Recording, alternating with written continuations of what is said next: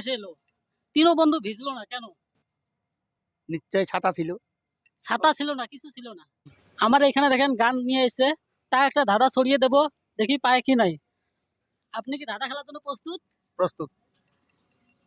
তিন বন্ধু মাঠে বসে গল্প করছে, হঠাৎ করে সে সময় বৃষ্টি এসে এলো, তিনও বন্ধু ভিজলো না কেন? নিশ্চয় ছাতা ছিল। ছাতা ছিল না, কিছু ছিল না। কিছু ছিল না। তিন বন্ধু মাঠে বসে, ফাঁকা ফিল্ডে বসে গল্প করছে, ওই জায়গায় হঠাৎ করে বৃষ্টি আসলো, কিন্তু তিনও বন্ধু ভিজলো না কেন?